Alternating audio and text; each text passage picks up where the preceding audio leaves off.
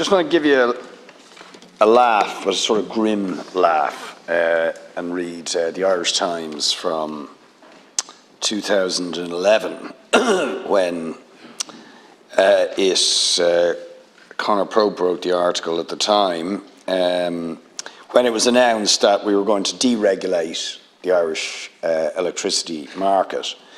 And it's a real exercise in the ideological blindness and stupidity of people who believe in the efficiency of markets. But of course, you know, with all seriousness, the ESB, the Consumer Protection Group, and others all welcomed the deregulation of the Irish electricity market and said it was going to be a win-win for consumers and for the company, because with the deregulation of the electricity market, there was going to be aggressive competition on price. And I'll see if I can find a few of the... We've waited, Dermot Jewell from the Consumer Association of Ireland said, we've waited a long time for this to happen, and for much of that time the ESB were saying that if the regulator removed its shackles, it would be able to aggressively compete on price, he said. He said the company was being given the chance to get into the game and said it would create, quote, a win-win situation for the suppliers and consumers and should drive down prices. And of course, this was textbook market dogma. Introduce competition, deregulate markets, prices are going to go down.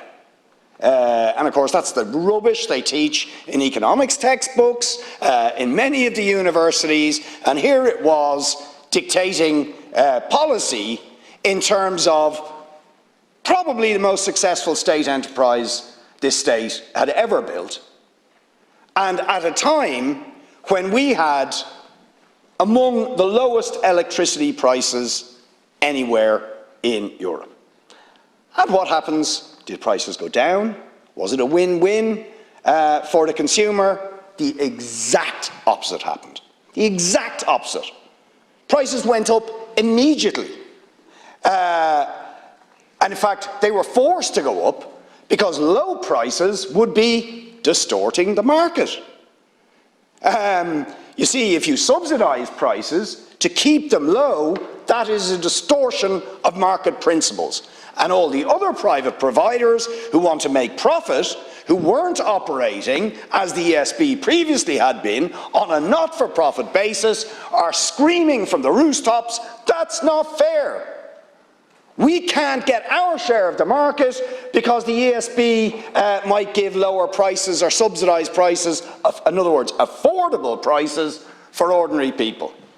So the ESB had to immediately hike the prices, and they have been on an upward trajectory ever since. So we've gone from some of the lowest electricity prices to some of the highest, and where we've seen the biggest hikes in this country, way in excess of what's happening in most of the rest of Europe. And that is the truth about what's going on.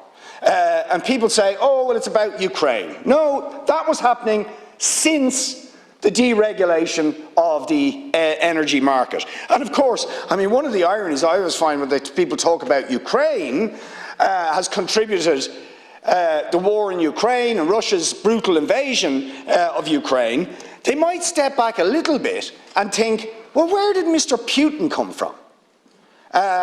He came from the privatisation of state enterprises.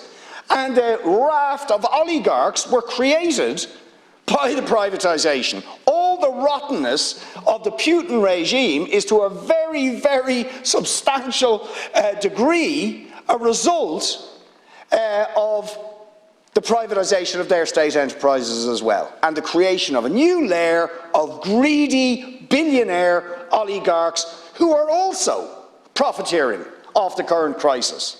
And of course, ironically, the sanctions that we've imposed on Russia have increased their profitability, because of the increases in energy prices, the Russian energy oligarchs are also making a fortune.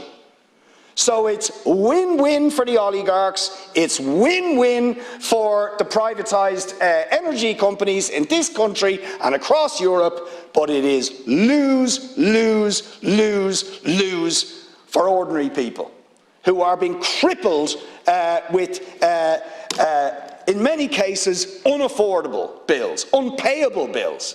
When I have people coming into my office who say, I haven't had hot water for a year because I just can't afford it. And these are elderly people, who are not well in many cases, no hot water.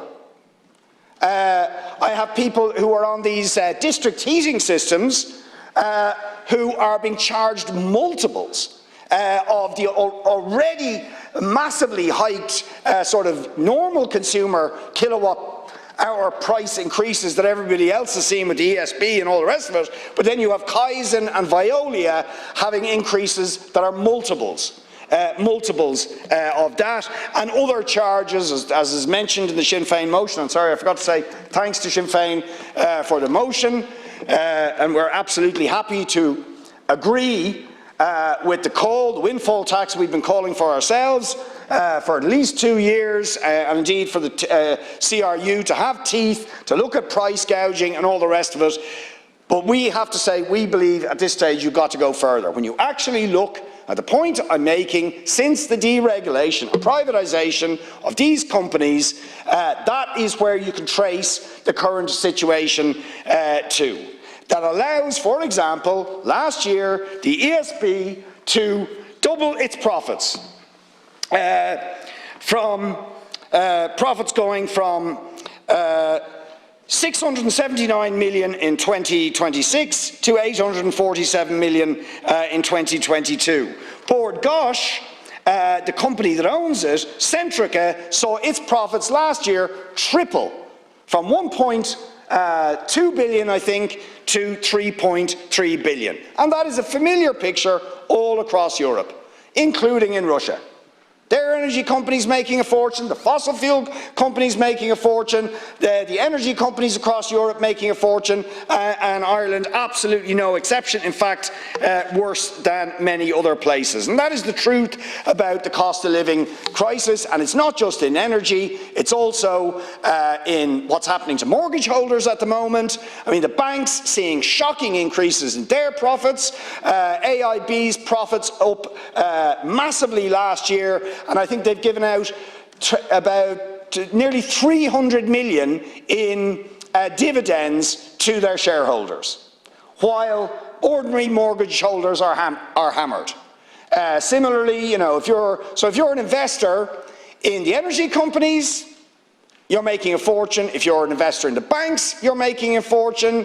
If you're an investor in the REITs, you're making a fortune.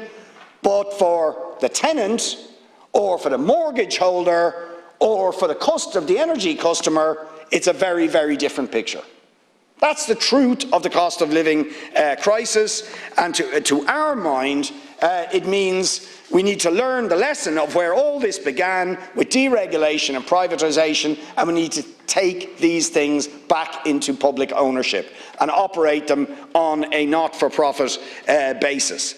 That needs to happen with the energy companies, the ESB. It's in public ownership, but it needs to go back to operating on a not-for-profit basis and give subsidised prices to ordinary people, so they do not have to be driven into energy poverty, and that will drive out the other private profit gouging private companies who are profiteering off other people's misery. Similarly, to retain and re-establish our full public control of banks like the AIB and the permanent TSB, so they can actually control mortgage interest rates, stop ripping their customers off, and ensure that people are not being impoverished with massive hikes and unaffordable hikes in many cases in their mortgage interest repayments. And in a similar way,